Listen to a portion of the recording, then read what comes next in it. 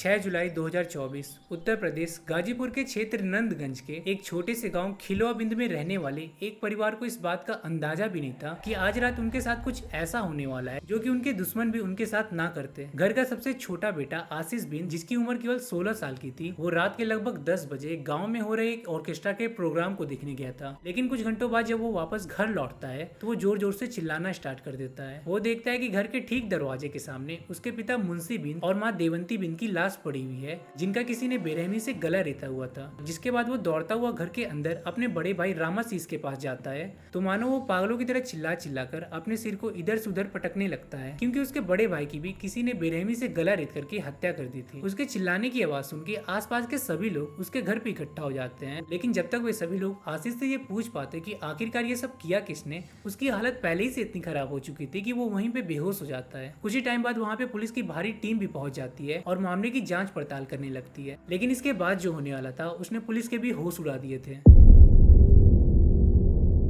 So hello guys, I am Rajan and welcome back to another case study with me. I hope कि तुम सभी लोग ठीक होगे और अच्छे से होगे। तो वीडियो में आगे बढ़ने से पहले मैं तुम सभी लोगों को बस यही बोलना चाहता हूँ कि जो लोग ज़्यादा सेंसिटिव कंटेंट नहीं देख पाते हो वो लोग प्लीज़ इस वीडियो को यहीं पे स्किप कर दो, क्योंकि सच में इस वीडियो के अंदर ऐसी कुछ डिस्टर्बिंग चीज़ें हैं जो आप लोग ना देख पाओगे ना सुन पाओगे। So it's better to leave the video. बस इतना ही कहना था। And now come back to case. कुछ घंटों बाद जब आशीष को होश आता है तो वो दोबारा से जोर जोर से चिल्लाने लगता है। वो इतना डरा हुआ था कि पुलिस वालों को उससे पूछताछ करने में भी 1000 बार सोचना पड़ रहा था। वही दूसरी तरफ आशीष की ऐसी हालत देखने के बाद गांव वालों का गुस्सा उफान पे था एंड सभी को बस यही जानना था कि आखिरकार ये मर्डर किया किसने। सुबह के लगभग 8 बज जाते हैं और इस बीच पुलिस वाले कैसे भी करके उन तीनों डेड बॉडी को पोस्टमार्टम के लिए भेज देते हैं। कुछ ही घंटों बाद सैकड़ों की संख्या में लोग आशीष के पिता मुंशी बिंद के बड़े भाई राम प्रकाश के घर पहुंच जाते हैं और उसे बुरी तरीके से पीटने लगते हैं। उनका कहना था कि इसी ने अपने बड़े भाई की जान ली होगी और सीधे तरीके से बच निकलने के लिए उनकी डेड बॉडी को चुपके से पुलिस वालों को पोस्टमार्टम के लिए भेज दिया। हालांकि पुलिस वाले मौके पे पहुंच के मामले को शांत कर देते हैं और राम प्रकाश से पूछताछ करने लगते हैं, जहां वो रोता हुआ कहता है कि मैंने अपने भाई की जान नहीं ली है, ये लोग मुझे मार डालेंगे, प्लीज मुझे बचा लो। बट यहाँ पे उसने गांव के 5 लोगों का नाम लिया था जिसपे उसको शक था कि वो ऐसा कर सकते थे। जिसके तुरंत बाद ही उन 5 लोगों को हिरासत में लेके पुलिस वाले उनसे पूछताछ करने लगते हैं। लेकिन काफी ज्यादा इन्वेस्टिगेशन करने के बाद भी उन 5 लोगों का इस मर्डर केस से कोई ताल्लुक नहीं निकलता है। अब तक वो तीनों डेड बॉडी भी पोस्टमार्टम से वापस आ चुकी थी और चोचकपुर शमशान घाट पे उनका अंतिम संस्कार किया जाता है। ये आशीष के लिए इतना बड़ा सदमा था कि वो अभी तक इससे बाहर नहीं निकल पाया था और बार बार रोते रोते बेहोश हो जा रहा था। लेकिन कैसे भी करके पुलिस वाले इस बार उससे पूछताछ करते हैं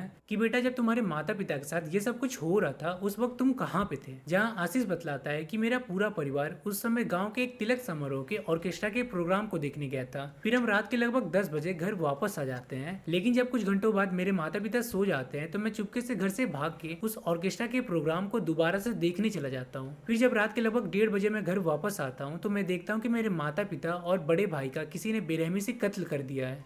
पता नहीं सर, मतलब हम लोग रात में ना गए थे नाच देखने के लिए, तो सब फिर पापा बुला के ला दिए। तो हम लोग घर पे थे तो मैं चोरी चोरी फिर दोबारा चले गए। तो फिर जब आए तो देखे तो ये सब हुआ था।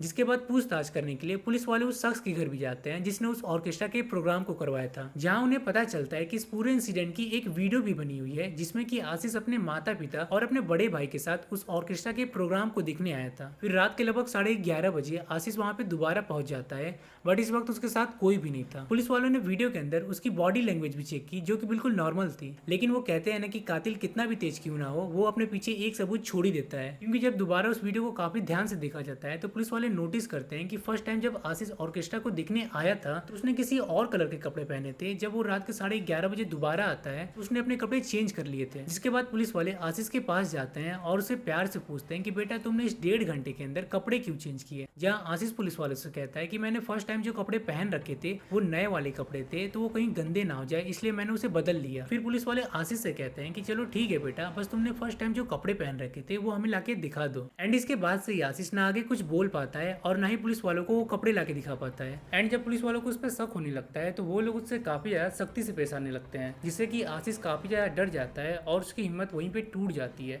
इसके बाद वह सभी लोगों को एक ऐसी कहानी सुनाता है जिससे कि सभी के होश उड़ जाते हैं। आशीष बताता है कि जब उसकी एज 14 साल की थी तो उसे गाँव की एक लड़की से प्यार हो जाता है एंड कुछ महीनों पहले उसने उसे एक मोबाइल फोन भी गिफ्ट किया था। लेकिन एक दिन लड़की के पेरेंट्स उसे पकड़ लेते हैं और उनके रिलेशनशिप के बारे में सभी को मालूम चल जाता है, जिससे कि उसके और आशीष के परिवार वालों में काफी ज्यादा लड़ाई झगड़े भी हो चुके थे। लेकिन अब मैं उस लड़की से काफी ज्यादा प्यार करने लगा था और मैं उससे शादी करना चाहता था। जब ये बात मैंने अपने परिवार वालों को बतलाई तो वो लोग मेरा विरोध करने लगे। बड़ा भाई भी उनका साथ देने लगा और कहने लगा कि गाँव की सारी लड़कियां तुम्हारी बहन जैसी है, अगर हम तुम्हारी उससे शादी करवा देंगे तो समाज हमारे ऊपर क्या उंगली उठाएगा। एंड एक और बहुत बड़ा रीजन था कि उसकी शादी नहीं हो सकती थी क्योंकि उसकी एज केवल 16 साल की थी, तो उसके पेरेंट्स उसकी शादी कैसे करवा देते हैं। मगर आशीष उस लड़की के प्यार में इतना पागल हो चुका था कि वो अपने परिवार वालों की एक नहीं सुनता है। इनफैक्ट वो उन्हें रास्ते से हटाने के लिए उन्हें मारने की प्लानिंग करने लगता है। इसके बाद वो मार्केट जाके एक खुरपी खरीदता है और उस पर धार लगाने लगता है। एंड मौका पाते ही वो अपने परिवार वालों का बेरहमी से गला रेत करके उनकी हत्या कर देता है। मतलब कि उस दिन रात के लगभग 10 बजे जब आशीष के परिवार वाले ऑर्केस्ट्रा देखने के बाद घर जाके आराम से सो जाते हैं, तभी आशीष अपनी सोती हुई माँ देवंती बिंद के पास जाता है और उसी खुरपी की मदद से उनकी गर्दन पे इतनी जोर से मारता है कि ऑन द स्पॉट उनकी वहीं पे डेथ हो जाती है। इसके बाद वे अपने पिता मुंशी बिंद के पास जाता है जो कि थोड़ी ही दूरी पे एक चारपाई पे लेटे हुए थे। वो उनकी गर्दन पे भी उसी खुरपी की मदद से जोर से वार करता है जिससे कि उनका गर्दन आधा कट जाता है। बट फिर भी उसके पिता अपना बचाव करने के लिए वहाँ पे खड़े हो जाते हैं, जिसके बाद आशीष लगातार 3 बार उनके गर्दन पे वार करता है जिससे कि ऑन द स्पॉट उनकी भी वहीं पे डेथ हो जाती है। फिर वो अपने बड़े भाई रामाशीष के पास जाने लगता है जो कि फिलहाल में घर के अंदर सो रहा था। वो चुपके से उसके पास जाता है और खुरपी उसके गर्दन पे भी चला देता है जिससे कि ऑन द स्पॉट उसके भाई की भी वहीं पे डेथ हो जाती है। मगर यहाँ पे उसके बड़े भाई ने उसकी शादी रोकने के लिए उसे काफी ज्यादा रोका टोका था, इसलिए आशीष के सिर पे इतना गुस्सा था कि वो अपने भाई को जान से मारने के बाद भी उसके गर्दन को लगातार 2 से 3 मिनट तक रेतता रहता है। और इस बीच उसके पूरे कपड़े पे काफी ज्यादा खून के छींटे लग गए थे, इसलिए फटाक से वो उन कपड़ों को चेंज करता है और सबूत मिटाने के लिए उन कपड़ों को घर के पीछे जला देता है। इसके बाद भी कोई उस पर शक न करे, इसलिए वो बिल्कुल नॉर्मल होकर वापस से ऑर्केस्ट्रा के प्रोग्राम को देखने चला जाता है, जो कि उसकी सबसे बड़ी गलती थी। एंड इसी के चलते शायद आज वो पकड़ा भी गया। एंड आई होप कि तुम सभी लोगों को ये केस काफी अच्छी तरीके से समझ में आ गया होगा। एंड वीडियो पसंद आई होगी तो वीडियो को छोटा सा लाइक करके चैनल को सब्सक्राइब करना आप लोग मत भूलना। मिलते हैं नेक्स्ट वीडियो में।